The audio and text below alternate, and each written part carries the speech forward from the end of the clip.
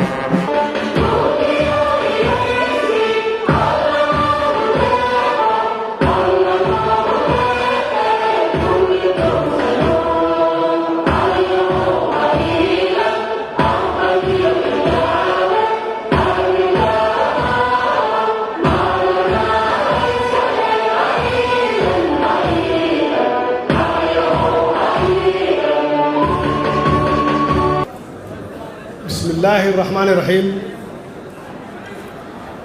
قدوميها قولها شعبك حبناها قولها وزير هذا حلبانada labada aqal قدوميها gobolka banaadir ahna duqa magaalada taliyaasha ciidamada qalabka sida sarreeyaasha saraakiisha saraakiil xigeenada alfleyda dableyda قدوميها haweenka qaranka oo halkan nagala joogta kooxda fankay suugaanta ay hegan kooxda bambeyda bahda saxaafadda maati sharafta kale oo nagala soo qayb gashay munaasabadan waxaan ku salaamay salaanta islaamka assalaamu calaykum waraxmatullaahi wabarakaatuh ilaahay baa mahad leh oo noo suurtageliyey maanta inaan munaasabadan quruxda badan aan ka soo wada qayb galno waxaan rabaa inaan u mahadceliyo taliyaha ciidanka booliiska iyo howlwadeennadiisa ka shaqeeyey munaasabaddan qurxoon iyo waxqabadka iyo riboorka ayna siiyeen oo faahfaahsan oo ku saabsan labadii sano ugu dambaysay la soo dhaafay waxqabadkii iyo guushii ciidamada booliiska Soomaaliyeed waxaan rabaa inaan u hambaliyeeyo aan u diro hambaliyo meel kasta ay joogaan ciidanka booliiska Soomaaliyeed khaasatan sarreeyaasha saraakiisha saraakiil xigeenada dableyda iyo qoysaskooda iyo carruurtoodaba meel kasta ay joogaan munaasabadan maanta aan u dabaaldegayno oo 28 guuradii ee ka soo wareegtay aasaaskii ciidamada booliiska Soomaaliyeed oo la aasaasay 1943 waa idin dhageysanay qof walba oo halkan ka hadlay wuxuu sheegay wixii loo baahnaa hadday noqoto waxqabad hadday noqoto dhaliilo loo baahan yahay in wax laga qabto anigu waxaan rabaa inaan taabto booliiska Soomaaliyeed inay ahaayeen hooyadii dowladnimada Soomaaliyeed iyo nidaamka iyo kala dambeynta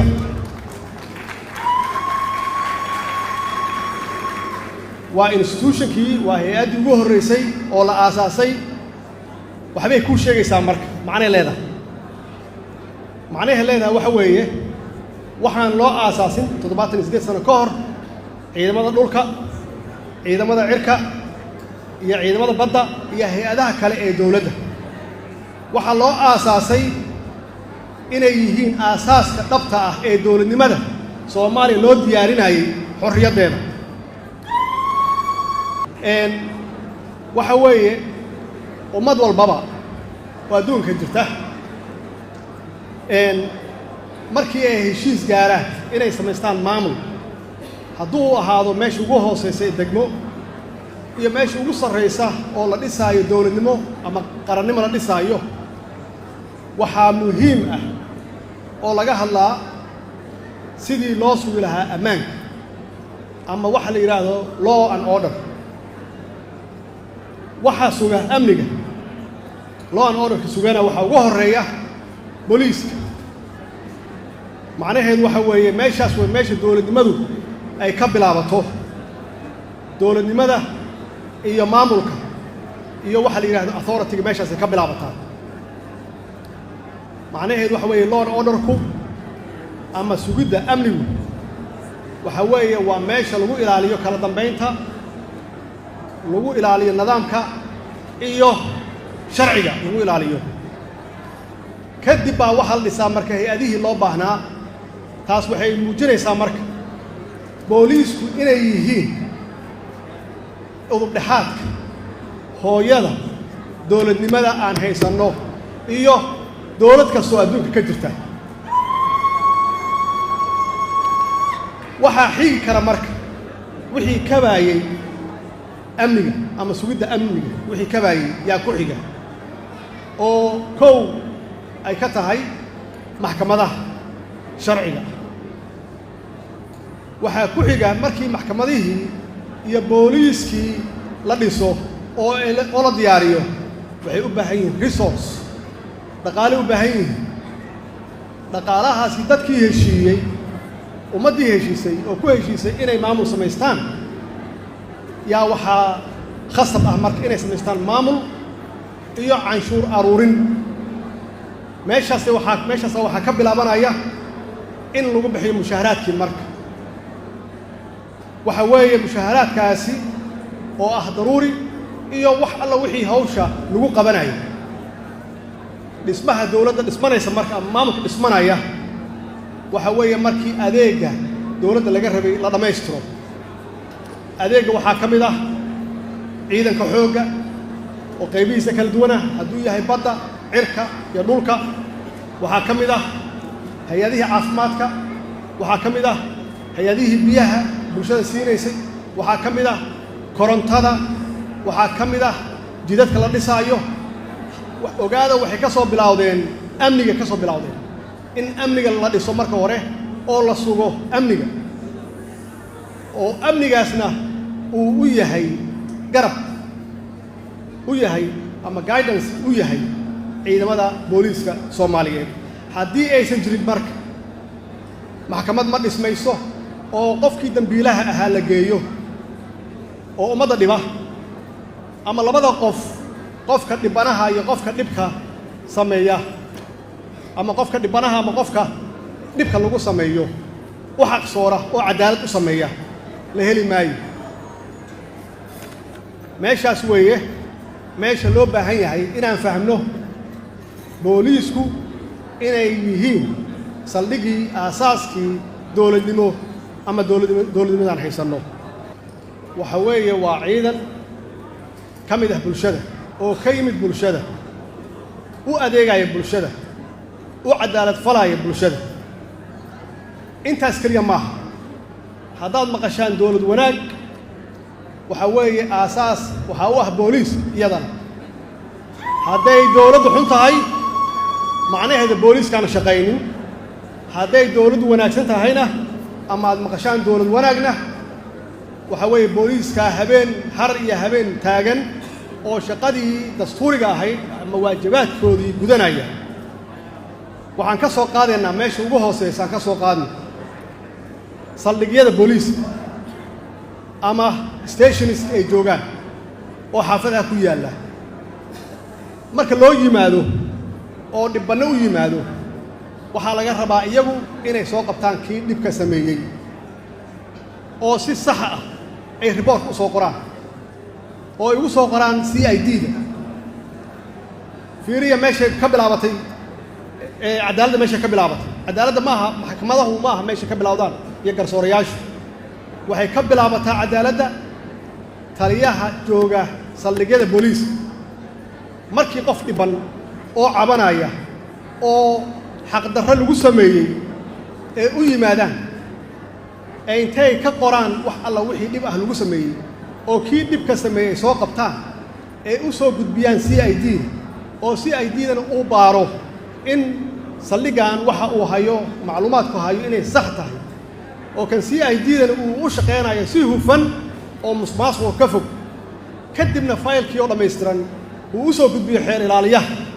ilaaliyahana keeskiisa uu ku dhisto keyskii ka soo bilowday taliyaha saldhig ka soo bilowday markaas weeye marka maxkamaddu iyo garsoorayaashu ay ka gaari karaan go'aan saxa marka oo cadaalada laakiin haddii keysku uu hoos ka soo bololo oo isagoo dhintay uu yimaado macnaheedu waxa weeye cadaalad darra dhacday cadaalad darra haddii dhacdayna bulshada aan matalayno ama bulshada aad u shaqaysaanna waa kala fogaanaysaan maxaa yeelay bulshada iyo dowladda waxaa ka dhexeeya xiriirkooda waxa weeye xiriirka ku dhisan cadaalad markaad ka shaqaysaan aad hawshaas saas waajibaadkiina u gudataan waxaad ku soo dhaweyseen bulshadii dowladdooda aad ku soo dhaweyseen waa taas meeshay ka bilaabatay dowlad wanaagga marka waxaa soo haray booliisku waxay joogaan meel walbay joogaan qaybaha canshuurahay joogaan jidadkay taagan yihiin traafika weeye meel walbay joogaan meel alla meeshay joogaan hadday ay uga shaqeeyaan si hufan macnaheedu waxa weeye oo qofka musuqmaasuqa wada ay qabtaan oo ay u soo gudbiyaan hay-adaha shaqada ku leh shaqadaas macnaheedu waxa weeye dowladdaasi waa dowlad wanaagsan oo si wanaagsan u shaqaynaysa wey laakiin haddii booliiskii aysan saas u shaqaynin sidaas hufanaysan u shaqaynin waxaa leeyahay dowladdan waa dowlad xun meeshaas waxaa imaanaysa marka meesha shacabka Soomaaliyeed iyo dowladdoodu ama ay ku isugu dhowaanayaan ama ay ku kala fogaanayaan haddaba waxaan rajaynayaa inaad bacdama aad tihiin aasaaskii amniga ilaalinta amniga iyo law and order-ka inaad shacabka u adeegtaan oo si hufan oo wanaagsan oo raxmad leh oo naxariis leh oo walaaltinimo leh aad ugu adeegtaan maxaa yeelay iyagaa bixiya mushaharkaaga waa taxpayers canshuurta iyagaa bixiya mushaharka aad ku qaadato markaas waxaa imaanaysa dadweynahaasi inay jeclaadaan dowladdooda oo ay la shaqeeyaan amniga kala shaqeeyaan ay ilaaliyaan shuruucda ay canshuurta bixiyaan haddii canshuurta la bixiyana dee mushaharkaaga waxa weeye dowlad hufan oo wanaagsan weeye way kordhinaysaa mushaharkaaga maxaa yeelay dadku waa qanacsan yihiin oo daryeelkoodii iyo adeegoodii waa la fuliyey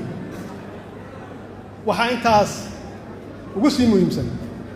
dadweynahaasi waxay noqonayaan muwaadiniin waddaniyiin ah oo maxaan ku raahdaa ku qanacsan dowladdooda oo la yidhaahdo good citizen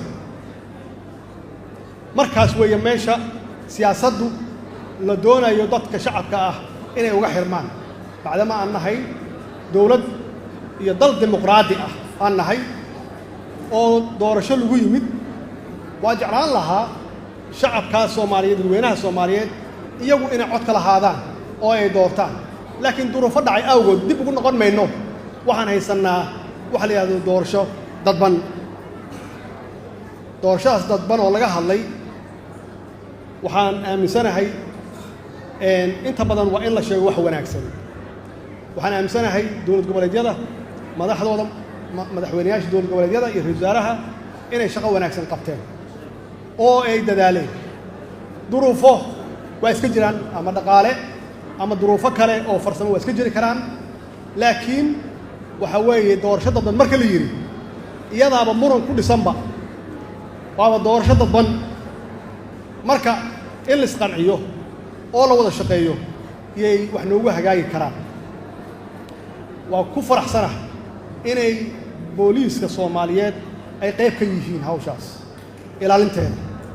waxaa la rabaa si wanaagsan inay u ilaaliyaan oo uga warqabaan oo ugu cadaalad falaan waa soo dhaweynaynaa waana ku dhiirigelinaynaa guddoomiyuhu wuxuu ka hadlay heshiiskii September 17 uu ka hadlay heshiiskii September 17 waxa weeye waa sharci meel buu yaalaa aniguna waa saxiixay waxaan rajeynayaa inaana waxba laga bedelin oo hore loogu socdo waxyaabihii yararka ahaa oo la isku qabtana si dee xilkasnimo iyo wanaag iyo walaaltinimo iyo wada shaqayn iyo ay ku jirto in looga wada hadlo laakiin principle-ka uu ku dhisan yahay aasaaska ku dhisan yahay September 17 waa heshiis aad looga fakeray aad looga shaqeeyey in la iska ilaaliyo in wax laga bedelo ugu dambeyntii waxaa noo soo baxay xildhibaano nambarkooda uu sheegay guddoomiyaha waxaan rajaynaynaa insha allah in la dardargeliyo inta harsan oo madaxweynayaasha iyo ra'iisul wasaaruhuba ay focus gareeyaan ay diirad saaraan qabsoomidda doorashada oo aan dhinacna looga leexan maxaa yeelay hawsha noo taalla oo keliya waa doorasho